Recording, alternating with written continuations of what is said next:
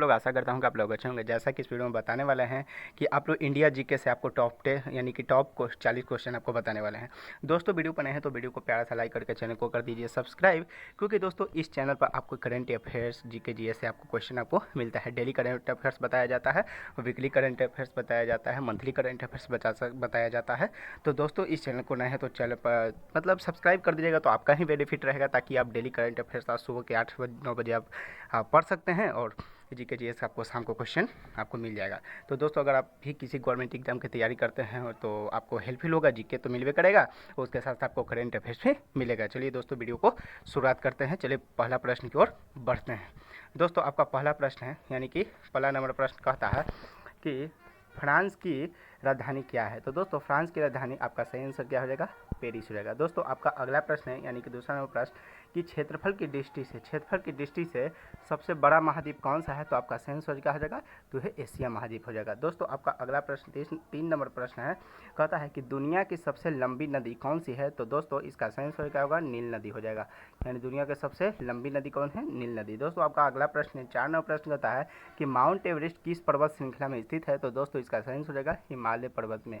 दोस्तों आपका अगला प्रश्न है कि उगते सूर्य, यानी कि 5वां नंबर प्रश्न कहता है कि उगते सूर्य की भूमि के रूप में किस देश को जाना जाता है। तो दोस्तों इसका सही आंसर रहेगा किसको कहा जाना जाता है? तो जापान को कहा जाता है। दोस्तों इस पे हम जो भी क्वेश्चन हम अभी बता रहे हैं वो मोस्ट इंपॉर्टेंट क्वेश्चन 40 वो है, जीके से क्वेश्चन है, जो आपको किसी न किसी गवर्नमेंट एग्जाम में आपको पूछता है। तो दोस्तों वीडियो बने हैं तो वीडियो को प्यारा सा लाइक करके बार बार कहते हैं कि चैनल को सब्सक्राइब करिए, क्योंकि सब्सक्राइब अगर नहीं करिएगा तो आपका डेली करेंट अफेयर्स आपको मिलेगा कैसे, पढ़ेंगे कैसे, और वीकली और मंथली जो करंट अफेयर्स बताया जाता है वो आपको मिलेगा कैसे। चलिए दोस्तों नेक्स्ट क्वेश्चन को बढ़ते हैं। नेक्स्ट क्वेश्चन कहता है, यानी छठा नंबर प्रश्न कहता है कि दुनिया का सबसे छोटा देश, यानी कि दुनिया का सबसे छोटा देश कौन सा है। तो दोस्तों इसका सही आंसर रहेगा वेटिकन सिटी हो जाएगा। क्या हो जाएगा? वेटिकन सिटी हो जाएगा। दोस्तों आपका अगला प्रश्न है, 7 नंबर प्रश्न कहता है कि दुनिया का सबसे बड़ा रेगिस्तान कौन सा है, यानी दुनिया का सबसे बड़ा रेगिस्तान कौन है। तो दोस्तों इसका सही आंसर क्या हो जाएगा? सहारा रेगिस्तान। क्या हो जाएगा?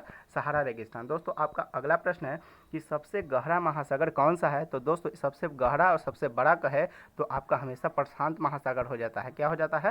प्रशांत महासागर हो जाता है। दोस्तों आपका अगला प्रश्न है कि किस देश में सबसे अधिक समय क्षेत्र है, यानी कि किस देश में सबसे अधिक समय क्षेत्र है। तो किस में है?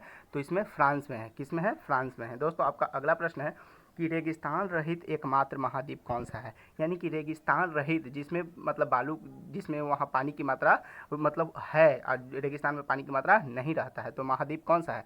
तो ये हो जाएगा यूरोप, यानी कि सही आंसर क्या हो जाएगा? यूरोप हो जाएगा। चलिए दोस्तों नेक्स्ट क्वेश्चन की ओर बढ़ते हैं। दोस्तों नेक्स्ट क्वेश्चन कहता है, यानी कि 11वां नंबर प्रश्न कहता है कि संयुक्त राज्य अमेरिका के पहले राष्ट्रपति कौन थे। क्वेश्चन बोलता है कि संयुक्त राज्य अमेरिका के पहले राष्ट्रपति कौन थे। तो दोस्तों सबसे पहले राष्ट्रपति जॉर्ज वाशिंगटन थे। दोस्तों आपका अगला नंबर प्रश्न कहता है कि भारत को स्वतंत्रता किस वर्ष मिली, यानी कि कब मिला, यानी भारत कब आज़ाद हुआ। तो दोस्तों 1947 में। आपका सही आंसर क्या हो जाएगा? 1947।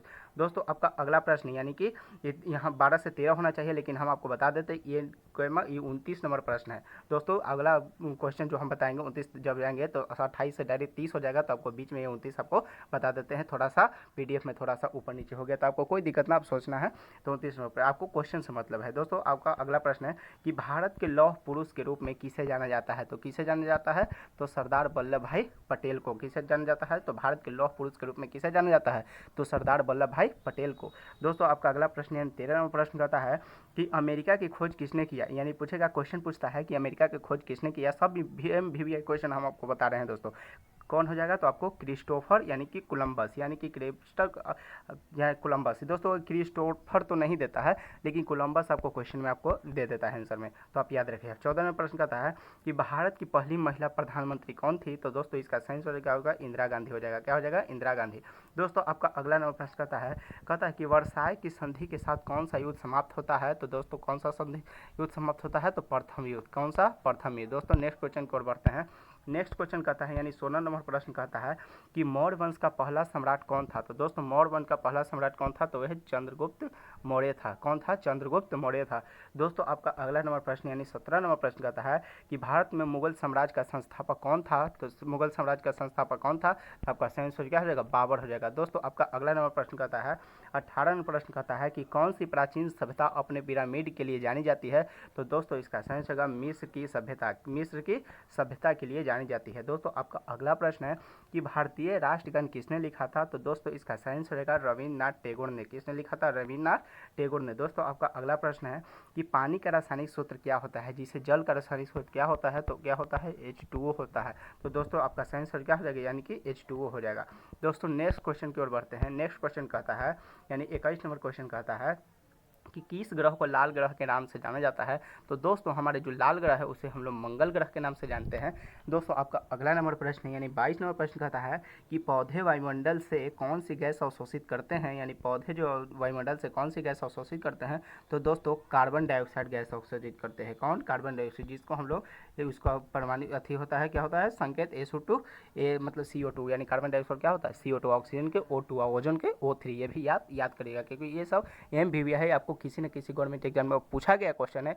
दोस्तों हम यही बताते हैं जो एग्जाम में आए और आपको समझ में आए। चलिए दोस्तों 23 नंबर क्वेश्चन को बढ़ते हैं।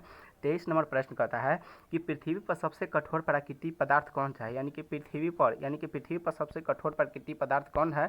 तो सबसे कठोर है कौन है? तो आपका सही आंसर हीरा हो जाएगा। दोस्तों आपका अगला प्रश्न यानी 24 नंबर प्रश्न कहता है कि मानव शरीर में रक्त पंप करने के लिए यानी कि मानव शरीर में जो रक्त पंप करता है वो करने के लिए अंग जिम्मेदार है। कौन करता है? तो ये हृदय करता है। आप जानवे करते हैं कि हृदय जिसे दिल कहते हैं, दिल धड़क रहा है सब बोलता है, तो आप हृदय हो जाएगा। दोस्तों आपका 25 नंबर प्रश्न कहता है कि पानी का क्वथनांक क्या है? तो दोस्तों पानी का क्वथनांक दो तरह से होता है, एक डिग्री सेल्सियस में होता है, एक फ़ारेनहाइट में होता है। तो डिग्री सेल्सियस पूछे तो आपको 100 डिग्री सेल्सियस मारना है और अगर फ़ारेनहाइट में पूछे तो आपको 212 फ़ारेनहाइट मारना है। दोस्तों MVVI क्वेश्चन है इसीलिए इसको हम इंक्लूड कर दिए हैं। दोस्तों नेक्स्ट क्वेश्चन की ओर बढ़ते हैं यानी कि 26 नंबर प्रश्न कहता है कि पौधे का कौन सा भाग प्रकाश संश्लेषण करता है? क्वेश्चन कहता है कि पौधे का कौन ऐसा भाग है जो प्रकाश संश्लेषण करता है? तो जब भी क्वेश्चन पूछेगा तो ऐसे ही पूछ सकता है पत्तियां करता है, आपका सही आंसर है पत्तियां हो जाए। लेकिन ऐसे भी क्वेश्चन पूछेगा कि प्रकाश संश्लेषण का भाग करता है यानी कि किसमें भोजन बनाता है? तो जब प्रकाश संश्लेषण करता है तो अपना भोजन बनाता है, तो भोजन किसमें बनाएगा? कि पत्ती में, यानी कि पेड़ का क्या हो जाएगा? पत्ती में। आपका सही आंसर पत्ती हो जाएगा। दोस्तों आपका अगला प्रश्न है यानी 27 नंबर प्रश्न कहता है कि परमाणु के केंद्र को क्या कहते हैं? यानी कि जो परमाणु का सबसे बीच का जो केंद्र होता है उसको क्या कहते हैं? तो नाभिक कहते हैं। नाभिक में क्या होता है? प्रोटॉन प्लस न्यूट्रॉन होता है। क्या होता है? प्रोटॉन प्लस न्यूट्रॉन होते हैं।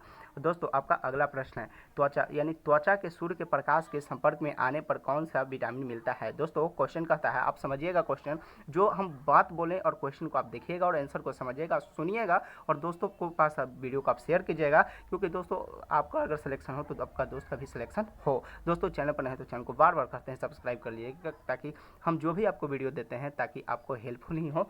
चलिए दोस्तों इसका क्वेश्चन आपका सही आंसर बताते हैं, क्या हो जाएगा? Vitamin D. देखिए दोस्तों जब भी क्वेश्चन अगर सूर्य से अगर पूछे ना कि त्वचा के सूर्य के प्रकाश के संपर्क में आने पर कौन सा, यानी संपर्क में, अगर चाहे ऐसे ही बोल दे कि सूर्य से हमारे कौन सा विटामिन मिलता है तो विटामिन डी मिलता है, यानी विटामिन डी मिलता है। अब विटामिन डी किसके लिए? तो हड्डियों के लिए सबसे ज़्यादा महत्वपूर्ण है। आपका 30 नंबर प्रश्न हो जाता है। देखिए 28 के बाद 30 आ गया, हम पिछले बताए थे वो क्वेश्चन नंबर, यानी 12 के बाद 13 हो गया था तो उसमें बता दिए थे, तो वो 29 नंबर बता दिए, ये 30 नंबर आप समझ लीजिए। यानी कि पृथ्वी के वायुमंडल में पाए जाने वाली प्राथमिक गैस कौन सी है? तो यानी प्राथमिक क्यों? क्योंकि इसे यह जो गैस है नाइट्रोजन N2O जो है, नाइट्रोजन की परमाणु संख्या N यानी ऑक्सीजन जो नाइट्रोजन है इसका परमाणु संख्या मतलब जो अति द्रव्यमान है इसका संकेत अगर देखा जाए तो द्रव्यमान भी ज़्यादा है और इसका जो गैस है गैस का मात्रा भी क्या है? ज़्यादा है। कितना परसेंट है? तो ये 78% है। कितना है? 78% पाया जाता है। किस में? ये पृथ्वी के वायुमंडल में पाया जाता है। दूसरा पाता है। सो दोस्तों आपका 31 नंबर प्रश्न कहता है, यानी 31 नंबर प्रश्न कहता है कि रोमियो और जूलियट किसने लिखी थी? तो रोमियो और जूलियट किसने लिखी थी? तो दोस्तों किसने लिखा था? तो दोस्तों इसका सही आंसर क्या हो जाएगा? यानी कि इसका सही आंसर जूलियट और रोमियो किसका हो जाएगा? तो ये हो जाएगा विलियम शेक्सपियर को। किसको हो जाएगा? विलियम शेक्सपियर को हो जाएगा। दोस्तों नेक्स्ट क्वेश्चन को बढ़ते हैं, यानी नेक्स्ट क्वेश्चन कहता है 32 नंबर प्रश्न कहता है कि हैरी पॉटर श्रृंखला के लेखक कौन है? तो दोस्तों इसका सही आंसर होगा J.K. रोलिंग हो जाएगा। दे के बोलिंग हो जाएगा। दोस्तों आपका अगला प्रश्न यानी 33वां प्रश्न कहता है कि कौन सा उपन्यास मुझे इस्माइल बुलाओ पंक्ति से शुरू किया है, तो इसका सही होगा मोबी डिक। दोस्तों आपका अगला प्रश्न कहता है कि प्राइड एंड प्रेजुडिस किसने लिखा था, तो इसका सही आंसर है जेन ऑस्टिन हो जाएगा। दोस्तों आपका अगला प्रश्न है यानी 35वां प्रश्न कहता है कि the God of small things किस भारतीय लेखक ने लिखी थे, तो किसने लिखा है, तो इसका सही आंसर रहेगा अरुंधति राय ने। दोस्तों आपका अगला प्रश्न है यानी कि आपका अगला प्रश्न की ओर बढ़ते हैं। दोस्तों अगला प्रश्न यानी कि देखिए दोस्तों इसका अगला प्रश्न हम आपको बताते हैं, थोड़ा सा पीडीएफ थोड़ा ऊपर नीचे हो जा रहा है, कोई दिक्कत ना है, आपको थोड़ा सा ध्यान देना है। दोस्तों ये आपके 36वां प्रश्न कहता है कि एवन के बार्ड यानी एवर्ड के बार्ड के नाम से किसे न जाना जाता है, तो दोस्तों इसका सही आंसर है विलियम शेक्सपियर को जाना जाता है।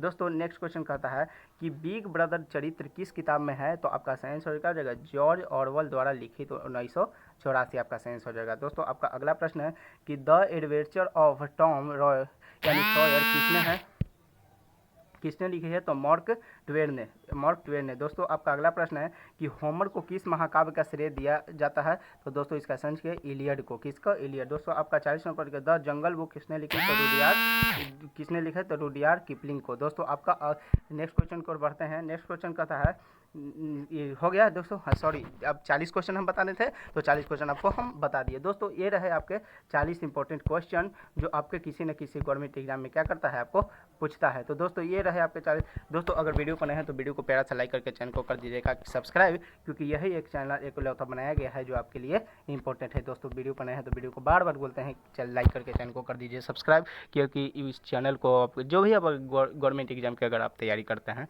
अगर करेंट अफेयर्स आपको पढ़ते हैं, तो आपको डेली अगर करेंट अफेयर्स चाहिए तो आप इस चैनल को सब्सक्राइब कर सकते हैं। वीकली चाहिए तब पर भी सब्सक्राइब कर सकते हैं, और मंथली चाहिए तब पर भी आप सब्सक्राइब करके रख सकते हैं। और अगर जीके जीएस अगर आपको चाहिए तब पर भी तो और बेहतर है, क्योंकि एक लौता चैनल इसलिए बनाया गया है ताकि आपको किसी भी एग्जाम के लिए आप तैयारी करते हैं तो आपको हमेशा हेल्पफुल हो। चलिए वीडियो को समाप्त करते हैं, मिलते हैं नेक्स्ट वीडियो में, तब तक जय हिंद जय भारत।